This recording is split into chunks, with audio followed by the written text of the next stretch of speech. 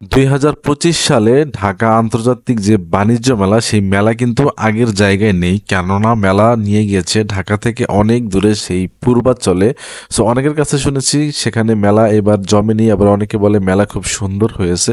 So চলুন সেটাই দেখা যাক। একদিনে ট্যুরে আমরা ঢাকা ইন্টারন্যাশনাল যেই বাণিজ্য মেলা সেখানে গিয়ে দেখি মেলায় এবারের স্টলগুলো কি কি পাওয়া যায়। Hello guys, this is Mehdi Hassan, Crab Video. Right now I'm back to another new video. So welcome to my YouTube channel and Facebook page. আজকের ভিডিওটা একটু অন্যরকম, সেটা হচ্ছে আজকে আমাদের মিশন 300 ফিট পূর্বাচল নীলা মার্কেট।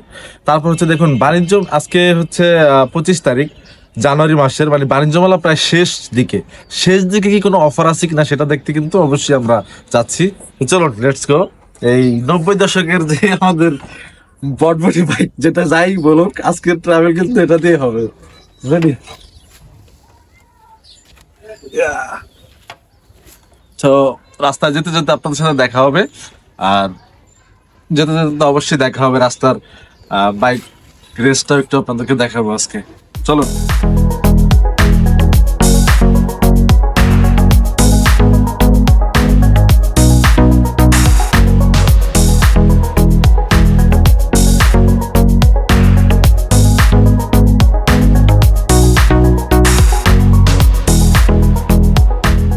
গাইস, আমরা এখন আছি 300 ফিটে, মানে 300 ফিটের এই রাস্তাটা দেখুন, জোস একটা রাস্তা, মনে হচ্ছে যে বিদেশি কোনো রাস্তায় আছি।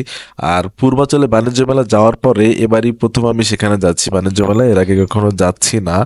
আর যদিও লোকেশনটা পুরোপুরি চিনি না, বাণিজ্য মেলা হচ্ছে দেখুন এই রাস্তার একদম শেষ মাথায়, মানে পূর্বাচলের 5 নম্বর সেক্টরে। আমরা মনে হয় প্রায় কাছাকাছি চলে আসছি, ওই যে বাণিজ্য মেলার যে গেট দেখা যাচ্ছে।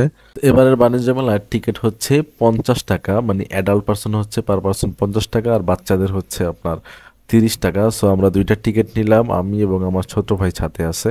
আর যেহেতু বাণিজ্য মেলা, সেই গেটে আপনার অতুলনীয় ভিড় থাকবে, তবে প্রতিবারের তুলনায় আমার মনে হচ্ছে যে এবারের মেলায় অনেকটাই লোক সংখ্যা কম। সো আমরা গেট দিয়ে ভিতরে ঢুকতেই দেখলাম বিশাল বড় একটা স্পেস, আর 29 বারের মতো এবারের মেলা হচ্ছে বাংলাদেশে ইন্টারন্যাশনাল যে বাণিজ্য মেলা সেটা। সো এইখানে দেখুন গেটটা ঢুকতে আমরা কোন দিক দিয়ে ঢুকবো আসলে ঠিক সেটা বুঝতে পারছি না, গেটটাও বেশ বড় সড়ো সাজিয়েছে। ঢোকার পরে ডান দিকে আপনি দেখবেন ডায়মন্ড ওয়ার্ল্ড আছে, তারপর হচ্ছে কিয়ামের স্টল। এখানে ডান দিক দিয়ে শুরু করলে আপনি সব ক্রোকারিজের যে স্টলগুলো আছে সেগুলো একের পর এক সারিবদ্ধভাবে পেয়ে যাবেন। এখানে ক্রোকারিজের স্টলও দেখলাম প্রায় অনেক ভিড়, মানুষজন কেনাকাটা করছে, যেহেতু মেলার আজকে 26তম দিন, আর হয়তো 4-5 দিন আছে।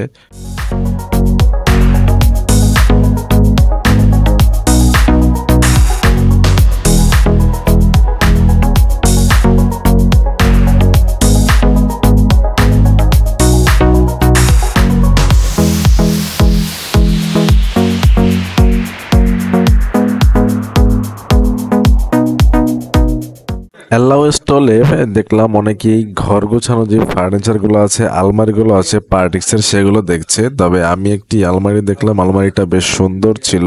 তবে আমার মনে হচ্ছে যে আলমারিটা মালের তুলনায় অতিরিক্ত দাম বেশি ছিল, যেটা আমার পক্ষে অ্যাফোর্ড করা একদমই সম্ভব ছিল না। আপনার যদি ভালো লাগে তাহলে আপনি নিতে পারেন, হাতের ডানে অ্যালাও স্টল পেয়ে যাবেন। তাছাড়াও আমি একটি শীতের কম্বল এবং কমফোর্টের স্টলে ঢুকলাম, সেখানে দেখে কমফোর্টগুলো আমার কাছে বেশ ভালো মনে হয়েছে। এগুলা যদিও কোরিয়ান দাবি করছে ওনারা, তবে আমার মনে হচ্ছে যে কমফোর্ট অনুযায়ী দামটা অনেক বেশি। দেখুন আমার হাতে যে কমফোর্টটা, এটা হচ্ছে 8,000 টাকা ফিক্সড বলে দিছে। সো এটা আমার কাছে অনেক বেশি মনে হয়েছে। তবে বেশ ভালো ভালো কিছু চাদর, কম্বল এবং কমফোর্টের নিউ কালেকশন আছে, আপনারা চাইলে এখান থেকে নিতে পারেন।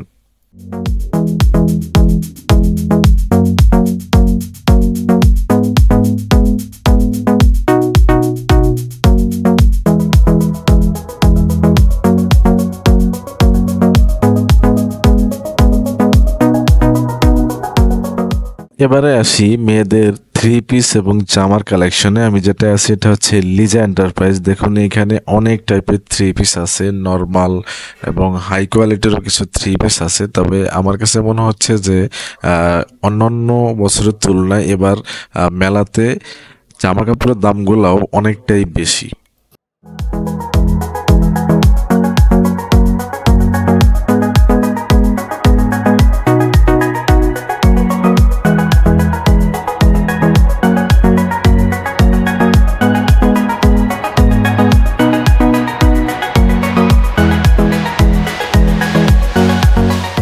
তাছাড়া ছেলেদের কালেকশনও খুব একটা ভালো নতুনত্ব কিছুই আমি দেখিনি। ব্লেজার বলেন, প্যান্ট বলেন, শার্ট বলেন, পাঞ্জাবি, কোটি বলেন, সেই পুরনো আগের একই স্টাইলের পাঞ্জাবিগুলো।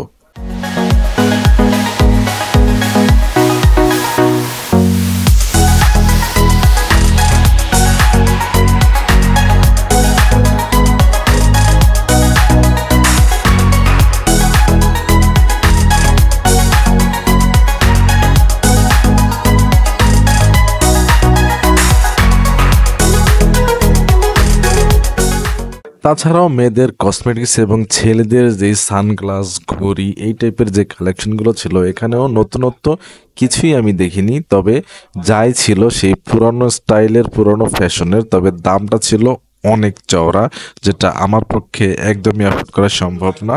আমি তো নিব না।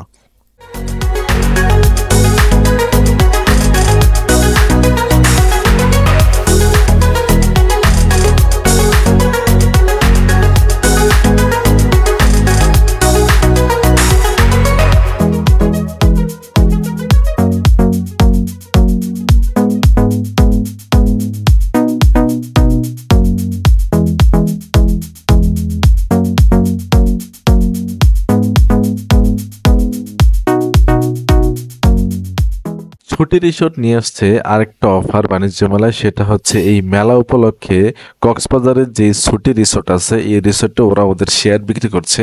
মানে 30টি শেয়ার ওরা বিক্রি করবে। সেখানে হচ্ছে প্রতিটি শেয়ার আপনার 6,50,000 টাকা করে। আপনি যদি একটা শেয়ার তাদের কিনেন, তাহলে আপনি পাবেন কক্সবাজারে 3 দিন 2 রাত থাকার একদম ফ্রি। তাছাড়াও আপনি ওদের শেয়ার নিলে প্রতি বছর 1,20,000 টাকা হচ্ছে আপনি মুনাফা সেখান থেকে পাবেন। তবে আমার কাছে মনে হয়েছে এটা কিনা একটা লস প্রজেক্ট, তাই আমি সেখান থেকে বেরিয়ে গেলাম। আপনারা যদি কেউ মনে করেন যে এটা ঠিক আছে, তাহলে এটা আপনি দেখতে পারেন।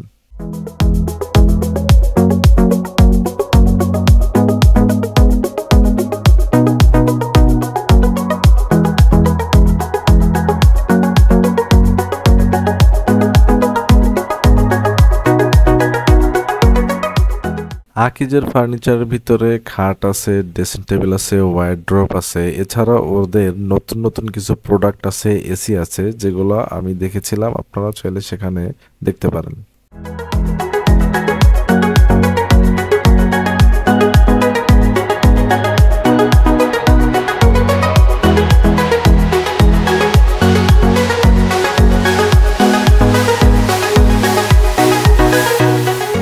এবারের মেলায় খাবারের স্টল অনেকটাই কম। শুধু কোকা কোলা, স্কোয়ার ফ্রুটস এবং হাজির বিরিয়ানি এবং টেস্টি ট্রিটের কয়েকটি মাত্র স্টল দেখেছি খাবারে। তাছাড়া সব স্টলগুলোই মনে হচ্ছে বাইরে। আরেকটা আকর্ষণীয় বিষয় হচ্ছে বিখ্যাত রাজা চা। মানে এখানে যারা চা সার্ভ করবে, তারা হচ্ছে আগের যুগের যে রাজাদের পোশাক পরিধান করে থাকবে এবং তাদের যে চা ঢালার স্টাইল, সেটা হচ্ছে রাজাদের মতো চা ঢালার স্টাইল। মানে এটা আপনার কাছে ইউনিক মনে হবে, দেখতে ভালোই। প্রতি কাপ চা 50 টাকা মাত্র।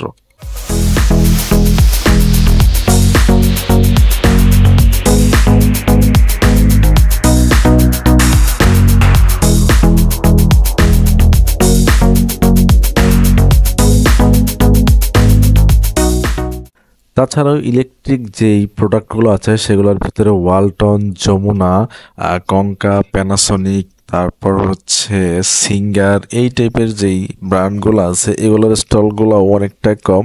শুধু নিউ কালেকশনের ভিতরে আমি দেখেছি ওয়ালটন একটি নিউ ফ্রিজ এনেছে। ফ্রিজটা দেখুন, আমি যেই ফ্রিজটা এখন খুলছি, এই ফ্রিজটা হচ্ছে অত্যাধুনিক, একদম আধুনিক স্মার্ট ফ্রিজ। যেখানে আপনি 2 দরজাওয়ালা ফ্রিজ দেখতে পাবেন। ভিতরে অনেক স্পেস এবং অনেক কিছু আপনার রাখা যাবে।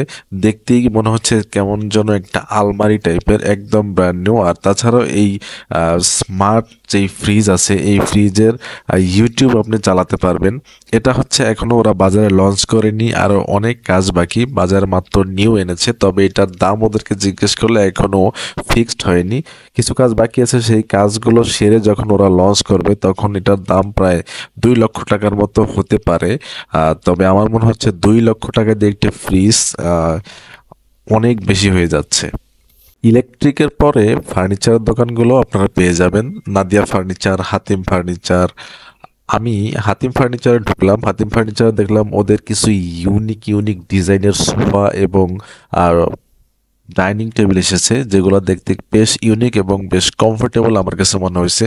তবে দামটাও কিন্তু বেশি। আহ, তবে আমার মনে হচ্ছে যে ওদের যে ফার্নিচার কোয়ালিটি সেটা অনুযায়ী দাম একদম ঠিকঠাক আছে।